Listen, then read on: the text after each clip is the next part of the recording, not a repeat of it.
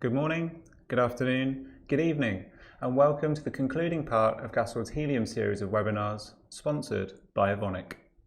What a fantastic journey we've been on with this series.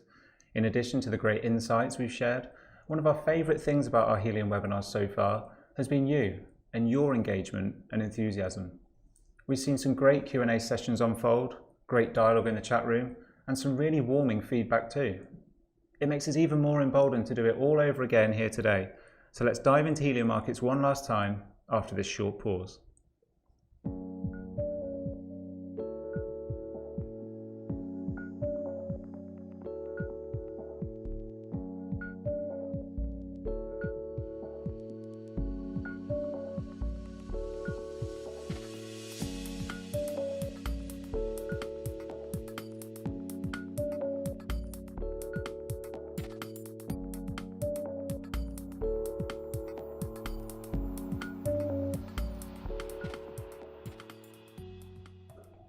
Evonik, power to create. Before we begin, let's recap parts 1 and 2. Over the last fortnight, we heard confirmation that Helium Shortage 3.0 has been brought to an early end. That's the headline story. As of October 2020, helium supply is, generally speaking, relatively plentiful. We also heard that there's been a level of demand destruction and that demand hasn't fully recovered yet to pre-COVID levels. When it comes to those applications, we now understand that electronics demand for helium could grow as much as 50% in the years ahead, and we could see the electronics business close right up on the shoulder of MRI machine usage as the #1 consumer of helium. That's another headline insight right there. But digging a little deeper, so to speak, beyond these insights, we learn much more about the recoverable reserves of helium and what to look for. We heard that all might not always be well, or what it seems, in the press releases we read. And when it comes to digging a little deeper, we now know that there are a range of innovative and highly productive separation and purification technologies out there that could maximize helium recovery and production. The scene is very much set then. A new normal in the helium business, buoyed by overdue applications demand, more than enough new capacity to meet this increased appetite, and the arrival of new market players. A mega 2021 in store in so many respects. And our guests this week will pick up that baton and share their own insights into the helium markets and exploration of tomorrow.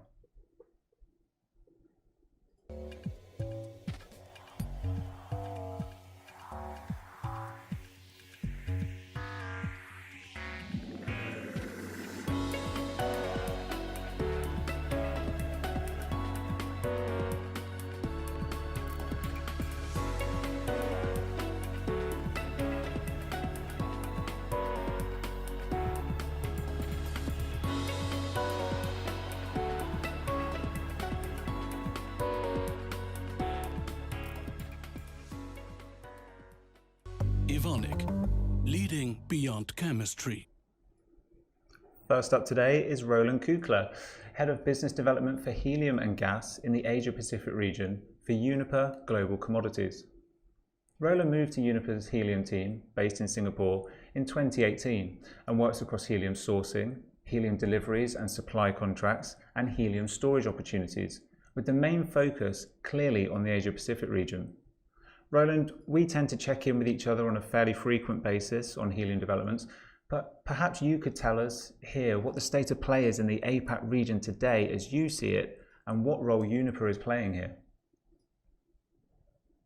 Good morning, good afternoon, and good evening from Singapore. I know it's late here in Asia on a Friday night, and it's good to see still so many of you joining us tonight. Rob, thanks for having me in this series of helium webinars. And by the way, I like your microphone. I told you before that next time I would like to have one of those as well. I was asked to provide an update to the helium market and an outlook for 2021 and beyond, with a focus on the Asia-Pacific markets. COVID was the big topic for the helium market as well this year. Since the COVID outbreak happened, the first COVID outbreak happened here in China, it was here in Asia where we felt the first impacts of COVID to our markets. First, we have seen shutdowns and lockdowns in China. As a result of this, we have noticed a drop in helium demand. In addition to the reduced helium demand, we have experienced restrictions to the transportation, inland transportation, and to the ports in China during those early days of the COVID outbreak. This has caused some delays to ongoing shipments as well. So this has led to a direct reaction to the spot markets and to the spot prices in the helium markets. So while volumes could not be dispatched to China, which accounts for approximately 12% of the global helium market demand, volumes kept coming from the sources, from Qatar, US, and from Australia. So I think it's important to mention that long-term off-takers at the source with the producers have take-or-pay obligations. So those off-takers now had to look for a new home for the helium, which couldn't go to China during those early days and early few weeks of the outbreak. At first, the market was looking at the neighboring markets here in Asia, Japan, South Korea, and Taiwan, to accommodate those volumes. In addition to the volume issue, also ISO containers got delayed during the transportation in China because of traffic restrictions. So some suppliers now had less ISO containers available to move their volumes. So all of this attributed that all of a sudden there was a lot more demand available to the market. So still, in late January, early February, spot prices for helium traded 2 to 3 times higher than the underlying long-term prices for helium. This premium of the spot prices over the long-term prices quickly disappeared at the beginning of the COVID outbreak as a result of improved supply-demand situation. So from there, these first impacts of the COVID pandemic spread to the rest of the global helium market. Since I've mentioned spot prices and long-term prices already, I'd like to spend a few minutes to explain the difference between spot and long-term prices, because I do hear a lot of talks in the markets about prices moving up and down. I think it's important to clarify what prices are actually moving up and down.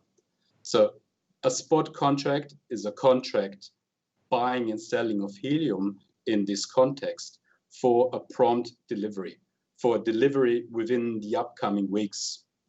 The spot price is the current market price, and it reflects the current supply-demand situation in the market. Spot prices typically are a lot more volatile than long-term prices because they react to every little change in the market immediately. So during the shortage until the beginning of this year, we have seen spot prices trading at very high levels because many customers have suffered from allocated supply, very often from their single-only supplier.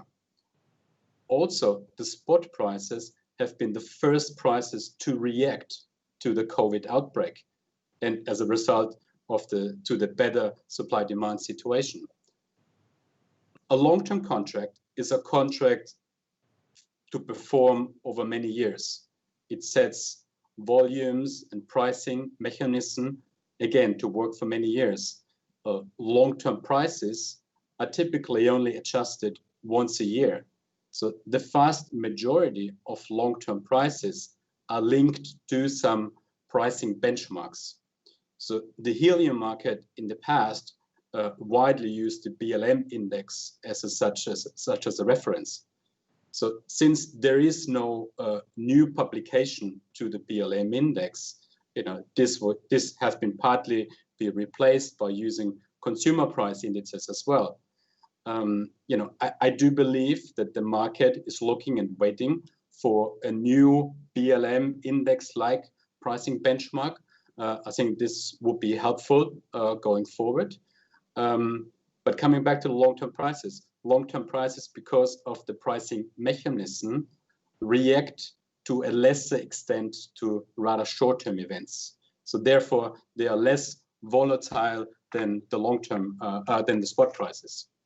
So in conclusion, for this year, spot prices have traded down from the highs we have seen at the beginning of the year to lower levels now as a result of this improved supply-demand balance. Long-term prices, however, have hardly changed because of the sourcing costs and the indexation in those contracts. So now let me move on and talk about the demand and the supply here in the region and provide an outlook for 2021 and beyond. I would like to highlight two elements or two aspects of the helium demand. The helium demand from the semiconductor industry and the helium demand from the optical fiber industry. The silver lining for the helium market this year, despite the COVID outbreak, certainly has been the strong demand growth from the semiconductor industry. I mean, we heard already last week that the semiconductor industry is doing quite well, and they are benefiting from some of the ongoing trends in the markets. So we are seeing helium demand growth numbers in the double-digit numbers so far this year. This is very good here for Asia, because a lot of the semiconductor manufacturers are based here in Asian countries like in China, South Korea, Taiwan, and Japan.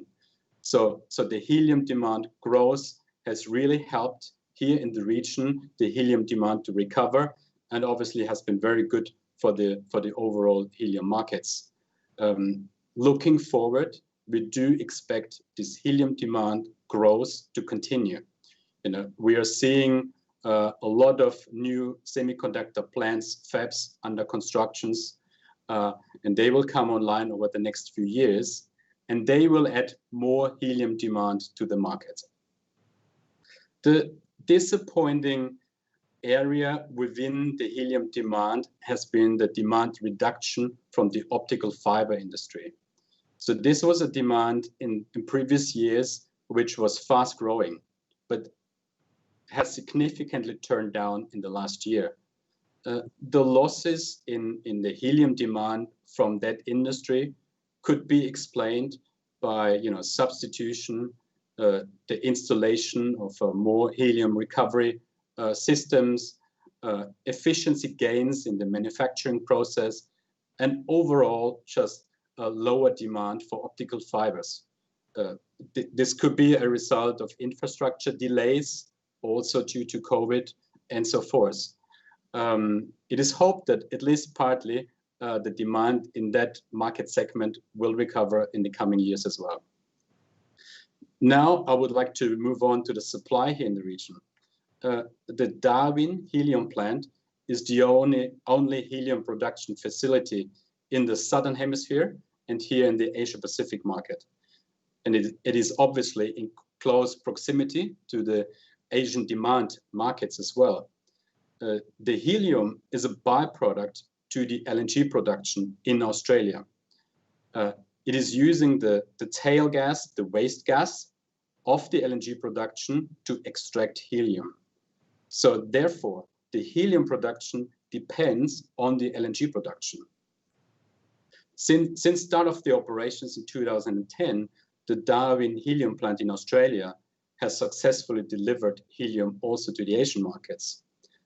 However, the Bayu-Undan gas field, the gas field that is delivering the gas to the LNG plant in Darwin, is declining, and it is towards the end of its life cycle. It is expected that the Bayu-Undan field will be decommissioned in the next few years. Any backfill projects to replace that gas field with another gas field have been postponed. They have been postponed mainly because they are not economically viable given the rather low oil and gas prices. So here maybe I should note that the vast majority of LNG contracts are linked to the oil price. Therefore, investment decisions in large LNG infrastructure and gas infrastructure, still largely depend on the price of oil. LNG analysts are expecting to see a significantly lower amount of helium production from the Darwin LNG production in the next few years. And there's still an open gap of what will happen with the plant, with the LNG plant, once the Bayou-Undan gas field will be decommissioned.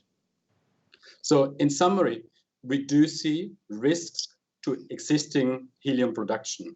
We do expect actually declining helium production from various fields.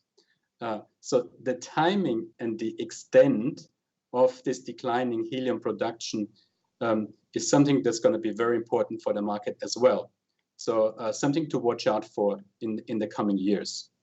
Now coming to the new supply. Last week we talked about the new supply sources, the big projects, Amur, Qatar 3, Irkutsk, and so forth, and potential risks in the startup and the ramp-up periods and so forth. I would like to highlight two other aspects when it comes to new supply sources. The first one is every new source of supply brings new challenges. Some of those new, in particular the bigger one, sources of supply are located at quite remote areas. So this adds some new operational complexity. And very often it brings also higher associated costs because, for example, of expensive trucking. Also, when we look at new supply sources and their impact, we tend to focus on the capacity increase only. This might be a little bit too optimistic and overestimating the volume impact of new supply. So the actual helium production in many of those facilities not only depend on the capacity of the helium plant, but also on the associated gas or LNG production. So this is also something to keep in mind when looking at new supply and forecasting new supply.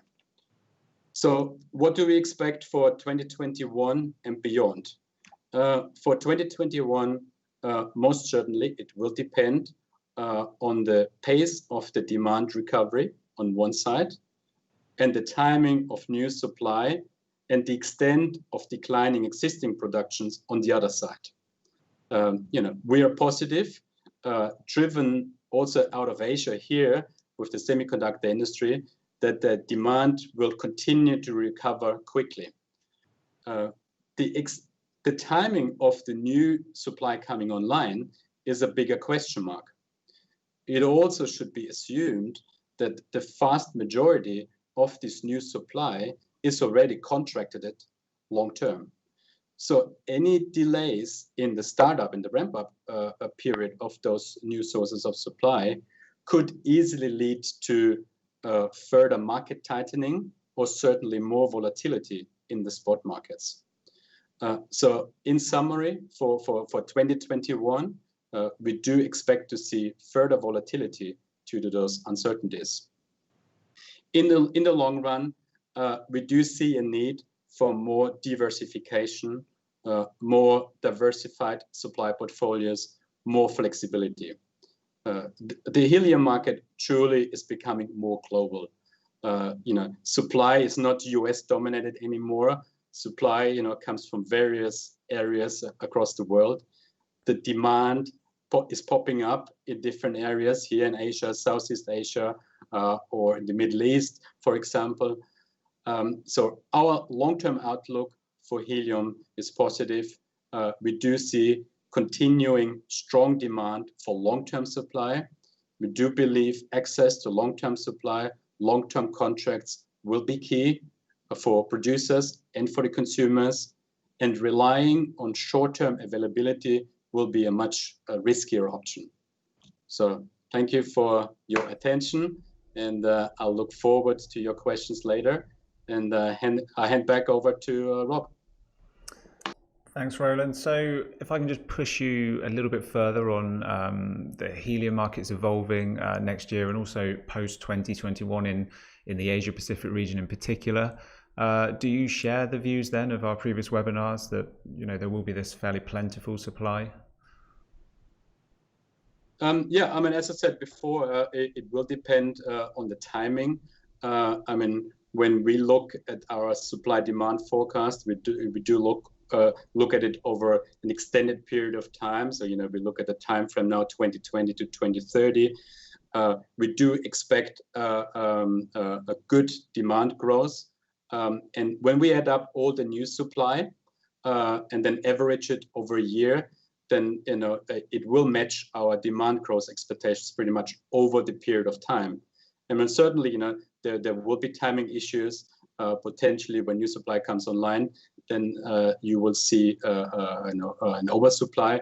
But over the forecasted period, we do see a match and a balance between the supply increases we see from the current new supply sources and the expected demand growth. Great, thanks, Roland, and I'm sure we'll be coming back to you again later. Now let's move on, and my next guest is Nick Snyder, Chairman and CEO at North American Helium. Calgary, Canada-based North American Helium, currently controls over 4 million acres of helium mineral rights in North America. We talked a lot about the differences between helium reserves and resources in part one of this series, and we heard how it's not only crucial to have those proven, tangible, recoverable reserves of helium, but also the financing to allow that product to be drilled and recovered. North American Helium has both. Despite being on the scene for less than a decade, it's already made big strides in the business. And 2020 has seen the company close further equity financing of almost $80 million that will be used to construct its second helium purification plant at the Battle Creek field in southwest Saskatchewan, as well as funding an active drilling program. Nick, welcome to the webinar. You founded the company back in just 2013. Tell us where North American Helium stands today and what your perspective is on the market out there, because it's been a big year for helium and a year of big developments for you too. Well, thanks, Rob, and thanks to Gas World for the opportunity to speak with you all today, and thanks to Avonic for sponsoring this webinar series. Despite COVID, it has been a great year for North American Helium. We were excited to put our first plant into production in our Cypress field, which is a 10 million cubic foot per year facility, which we brought online in July.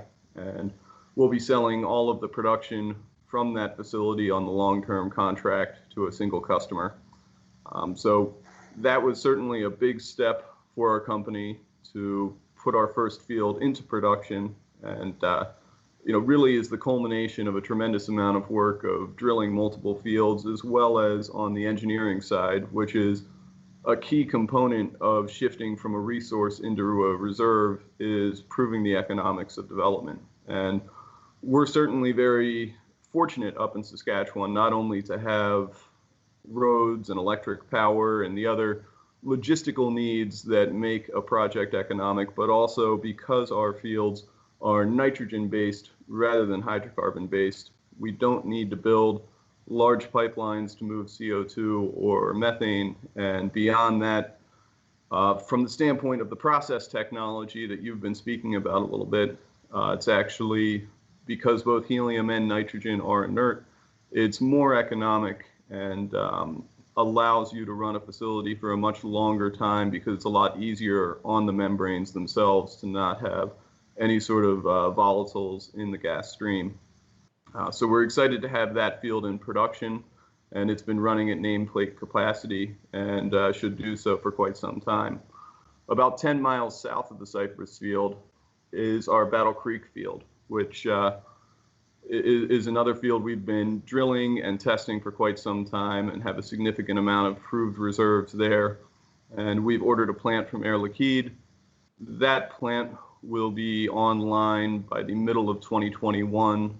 The gathering facilities and the civil construction work have already taken place. So we're very excited to get that larger plant online. That'll be a 50 million cubic foot per year nameplate capacity, and we already have proved reserves to fill that plant for at least 10 years. So part of our core belief that really what the industry needs, and echoing a bit what Roland was saying, is that the industry needs long-term reliable supply sources, and that's where we see the value add. So a great opportunity for us there. We've been able to sell all of the production from that field on long-term contracts to some great clients, and we're very excited to bring that online and to move forward with the development of our other fields. And that's really, our focus into the future is that growth.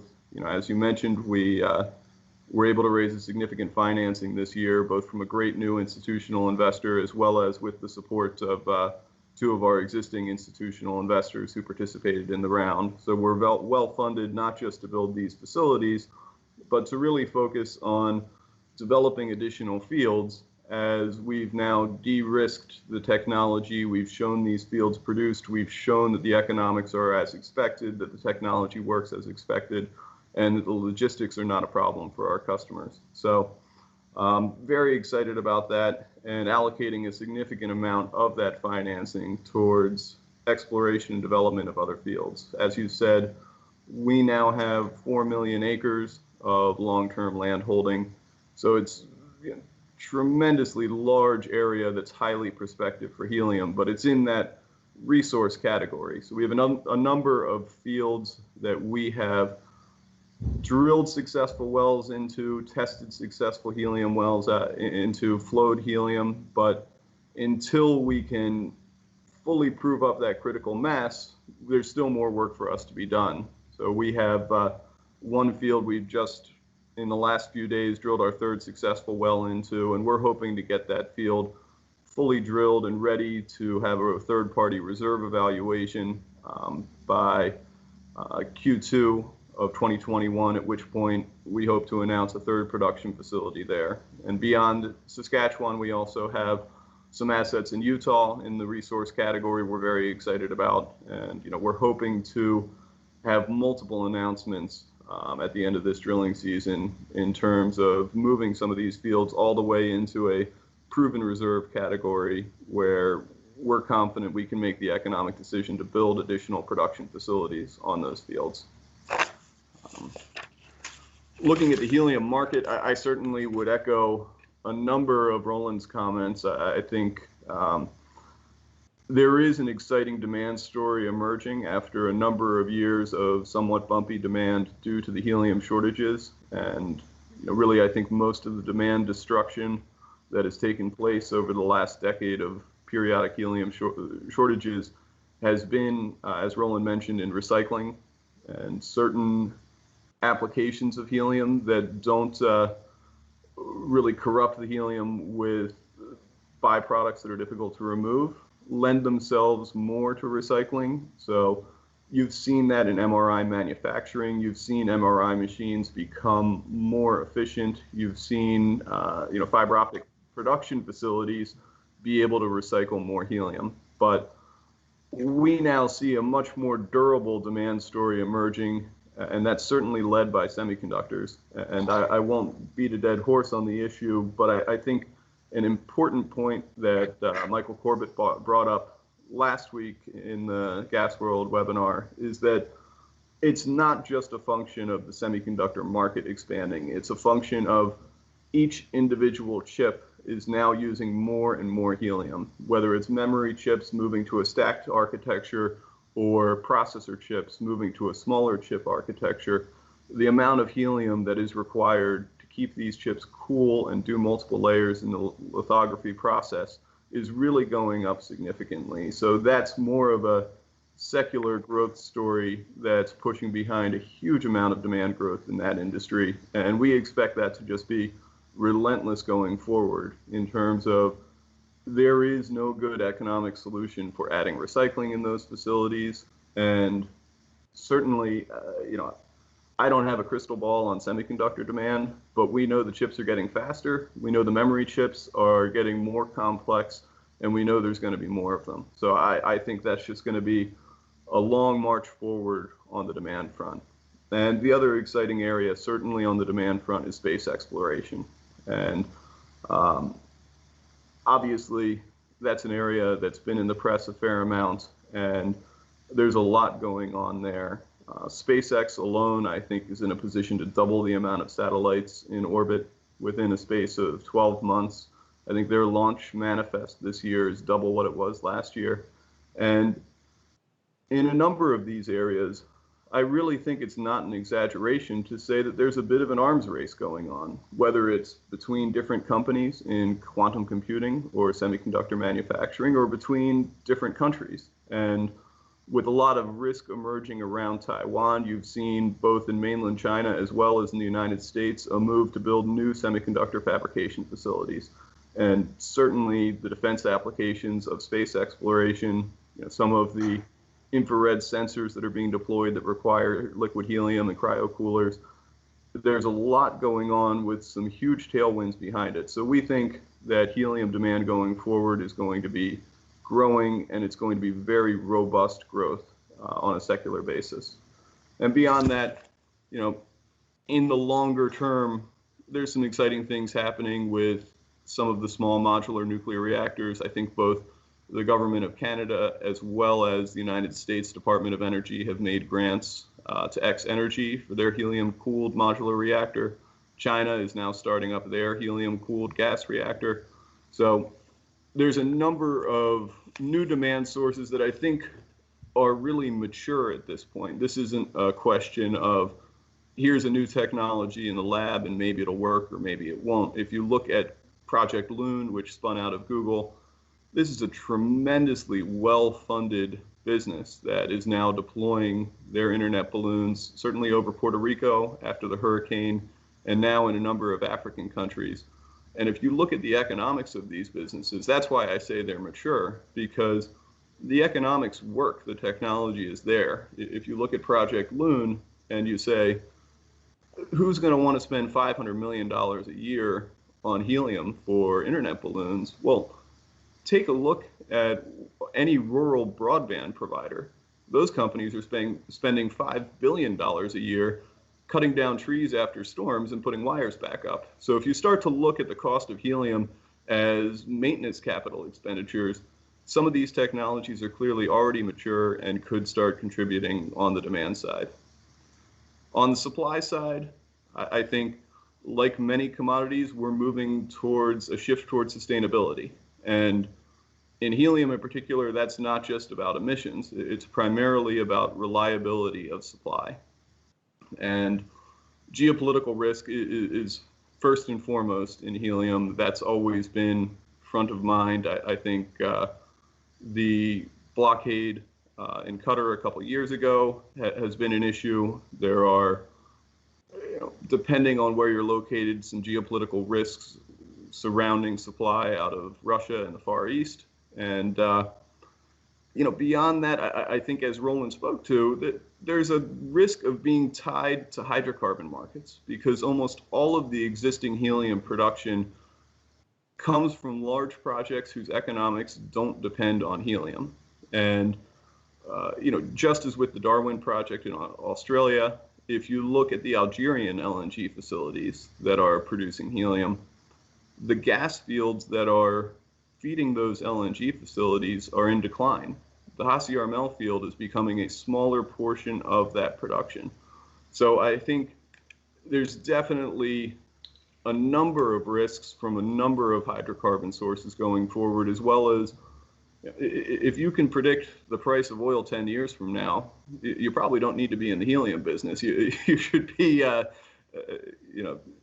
speculating on the price of oil. But there's a real risk that these prices go down, and as they do, they can make a huge swath of the existing helium production capacity uneconomic.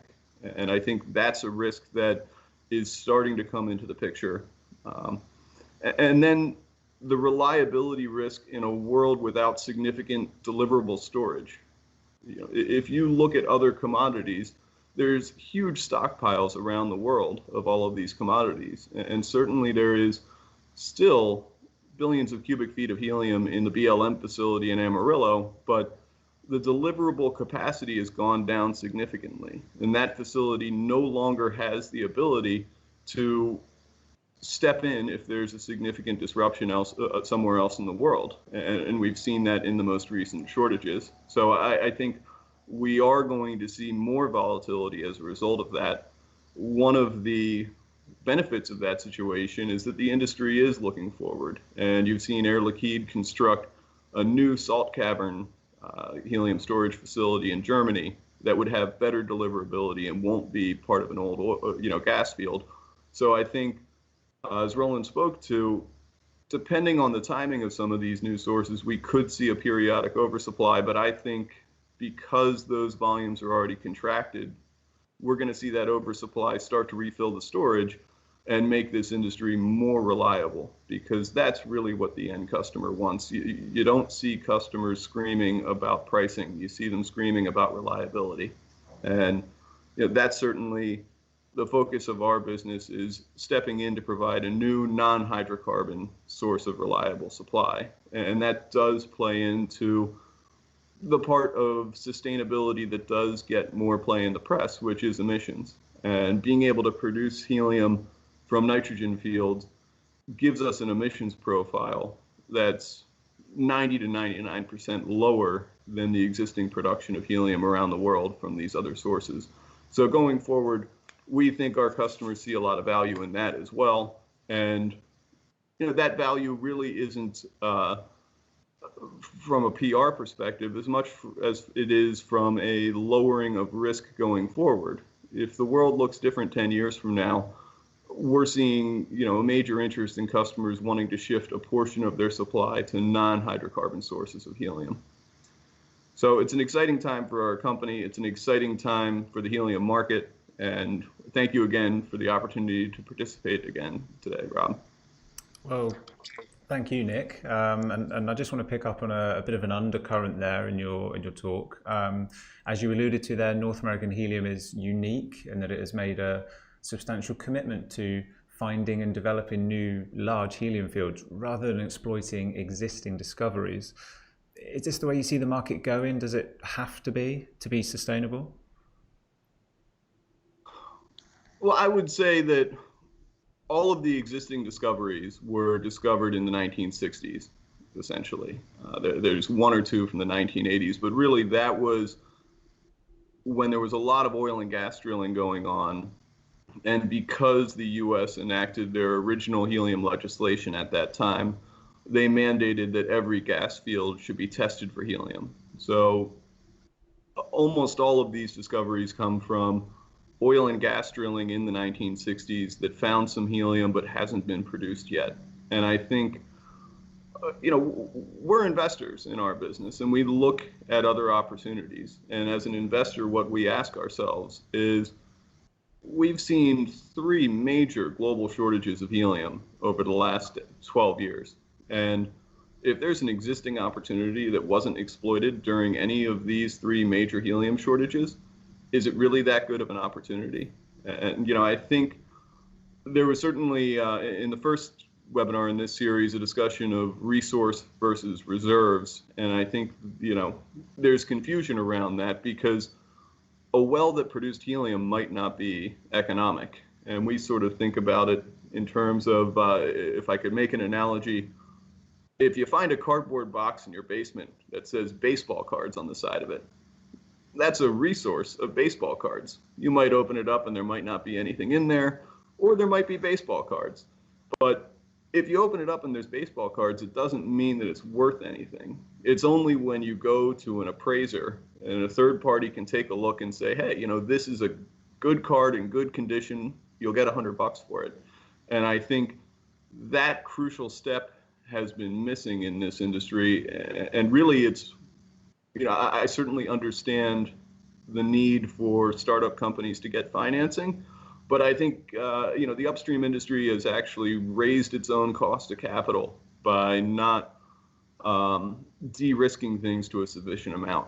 And I think there does need to be a standard of proving economic reserves, including fully engineering production solutions, which has gotten easier with some of the membrane solutions. But being able to get to that point where a reserve is a reserve and very separate from a resource and clearly has economic value and can be produced, I think that'll be a major step towards lowering the cost of capital for the upstream and creating more reliability for customers at the end of the day. Well, thanks to you again, Nick, and I love the analogy of the cardboard box. And I'm sure our viewers will have plenty of questions to get stuck into following this very short break.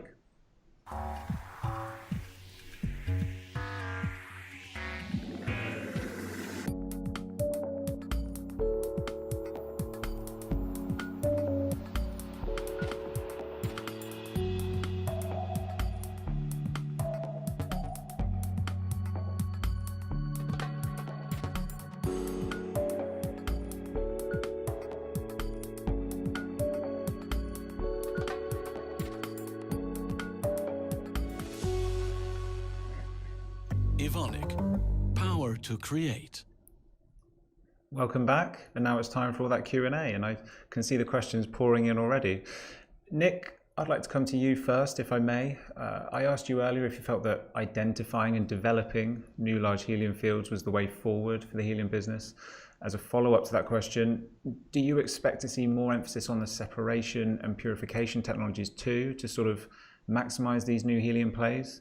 These technologies were a big talking point in part one, as you know, so it'd be interesting to get your thoughts on that.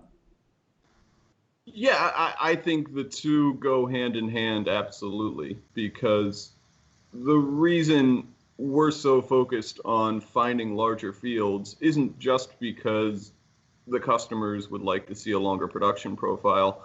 It's because the helium production equipment itself is more expensive than drilling. So if you only find a small field, it really destroys the economics if you have to build a very expensive plant there. So there's absolutely an opportunity to continue to lower the cost of that production equipment that can unlock some of these other resources, whether it's a lower helium content or a smaller field in and of itself.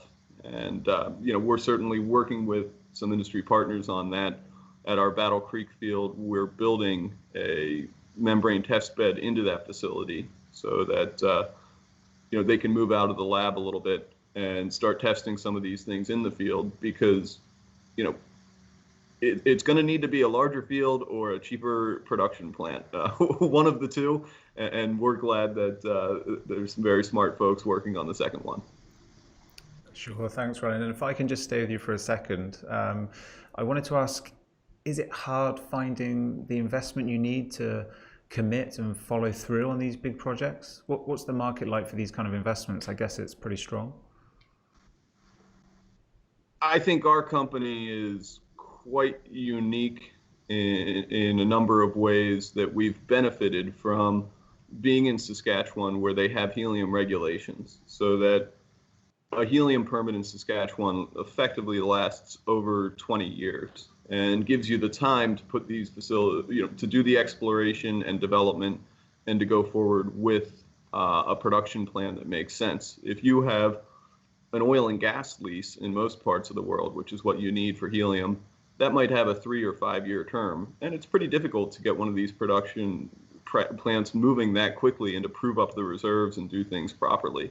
But we also benefit up there from having access to a tremendous amount of seismic and drilling data from the oil and gas industry that's drilled 36,000 wells in our region. So I think financing is available if you can show investors that you have an asset that's not going anywhere, you don't have lease expirations, and the whole investment industry has been burned by oil and gas. So it's a much more difficult environment than it would have been 5 to 10 years ago. So it's almost proving you're not an oil and gas company, that your leases aren't going to expire, you're not going to have to drill 1,000 wells, that you're not going to be facing a very competitive market because your neighbors are drilling the same wells.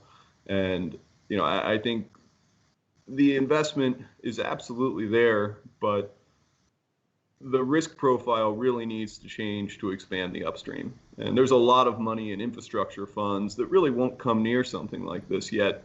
And that's why we made the decision to finance our first 2 plants 100% with equity, where we can now say to our partners in some of these infrastructure type funds, here's what a plant looks like, it's in production, here's what a contract looks like. But it's difficult because of the bifurcation of the helium industry. The major distributors don't play in the upstream as they do in other commodities. And for that reason, the upstream producers are sort of scratching their heads saying, here's what I think the price of helium is, but it's difficult to prove that to an investor. And, having a different category of helium resource is very different than having fully engineered reserves.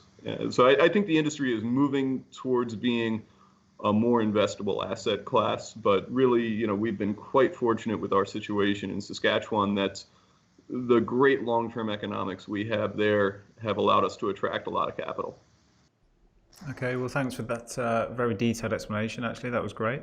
And now let's move on to our audience Q&A. We'll have a question for you, Roland.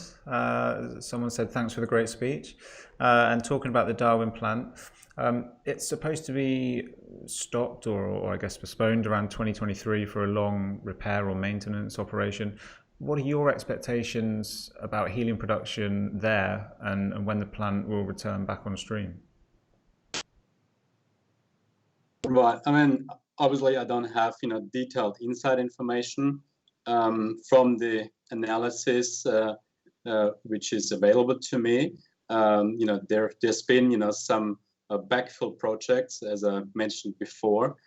One of the projects which has been discussed was called the Barossa gas field.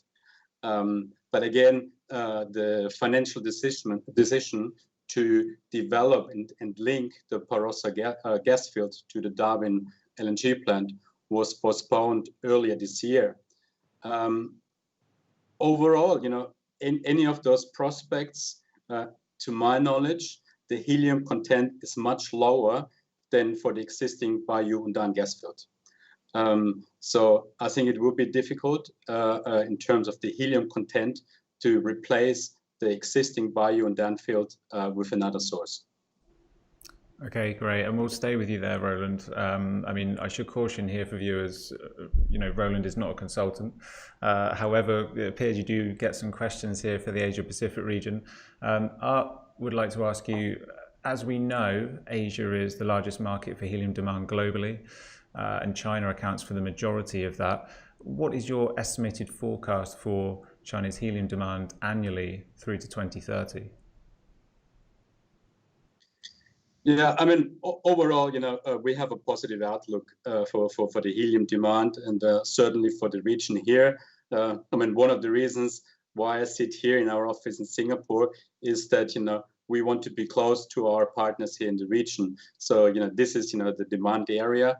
We're working to expand our supply portfolio, not just from Singapore, but from our head office in Germany, from our offices in Houston, Calgary, and Dubai, because we do believe, we will see a lot more demand here in the region and China in particular.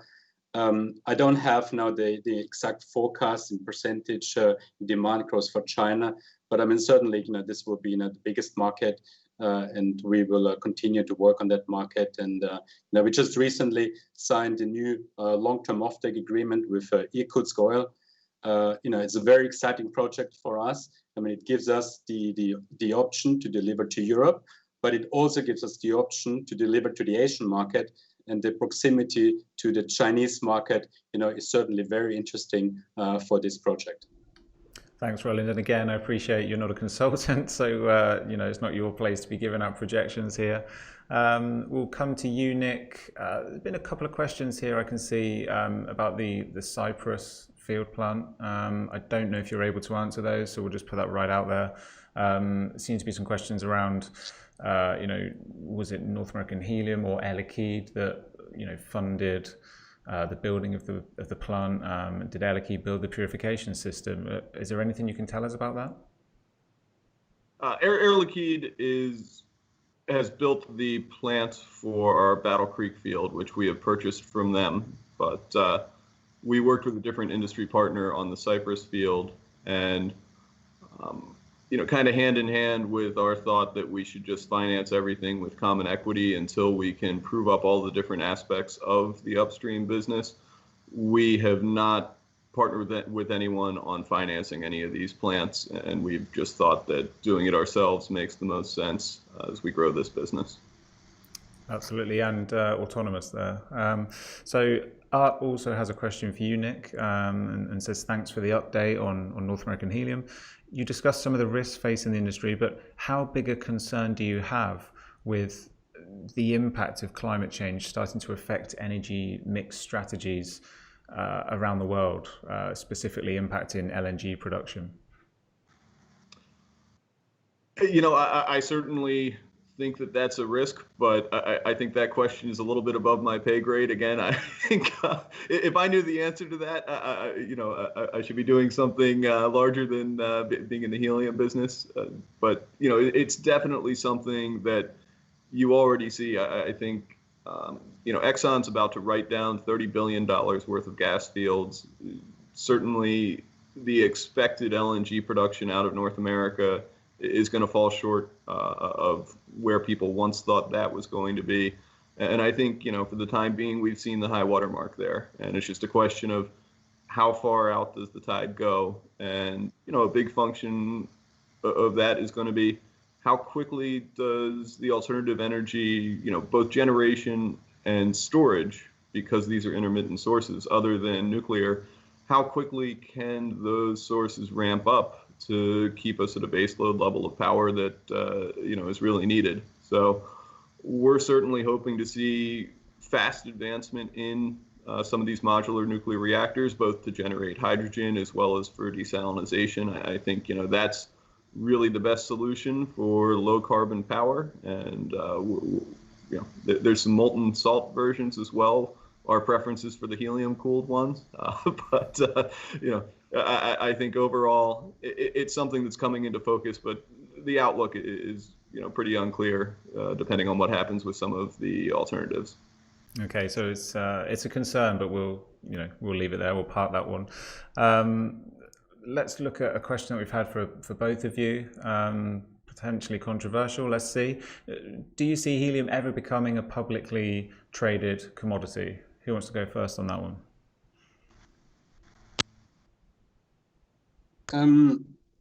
Well, I do see a need for a marketplace. At the moment, overall, the helium volumes have been, kind of limited. So a marketplace does need a lot of liquidity. And I mentioned before that, since the BLM index, is not published anymore, there is no, very good price reference, which is reflecting changes in the market. So, for example, in a hub price, a market price where, for example, a marketplace where spot volumes are traded, could be, something very beneficial for the market. As I said before, it does require liquidity.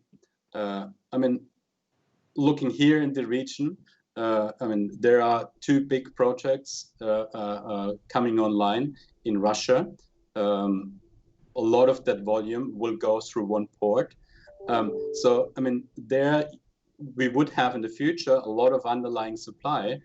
If some trading develops around that, maybe then it will give us a pricing benchmark, at least for that region as well. But I think it would be good for the market to have a forward traded market as well. Sure, and anything from you there, Nick? That's more Roland's end of the business, frankly. But I think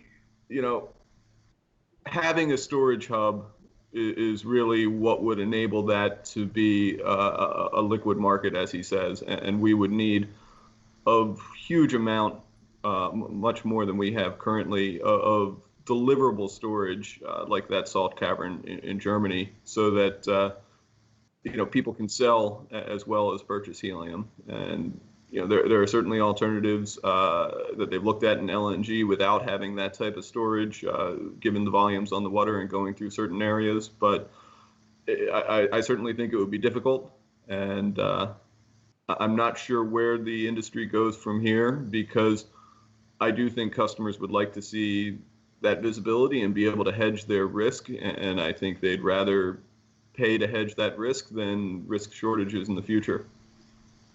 Sure. Okay. We'll move on to a couple of application questions that we've had come in. Roland Gonzalo has asked, you mentioned the use of helium in the fiber optic industry and how its use is being reduced, or at least how much is perhaps bought. Can you explain how helium is used in that market and what are some of the alternatives for its use? Well, unfortunately, that goes beyond my capacity to explain that in detail.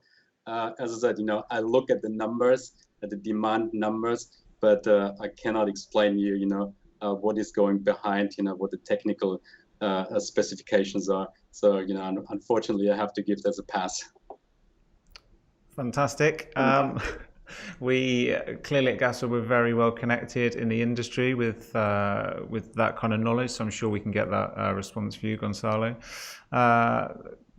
Scott asks, can the panel discuss the potential for significant new helium demand from battery manufacturers as research continues on improving battery efficiency and large-scale battery storage, and the expanded use of helium in the manufacturing and operation?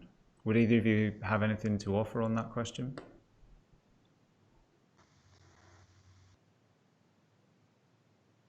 I would say continue to see more demand for leak detection as battery production grows for electric cars and things like that. But it sounds like the question might be related to more of a utility scale, and unless they're talking about large scale compressed helium energy storage, I'm not sure where to go with that either. Okay, well, thank you to you both there. I think we've probably had a lot of consultancy-based questions, let's face it, and I think you've both done fantastically well to answer those, and we've heard some great analogies too from Unit. I'm going to put a question to both of you. We'll start with you, Roland. What one message would you like to leave our webinar viewers with today? Yeah, I mean, we believe in demand growth. There's so many different aspects where we can see future demand for helium. I think it's a great commodity. It has great properties, and we will see great use for helium in the future. And the same to you, Nick. If you could leave our viewers with one message, what would that be?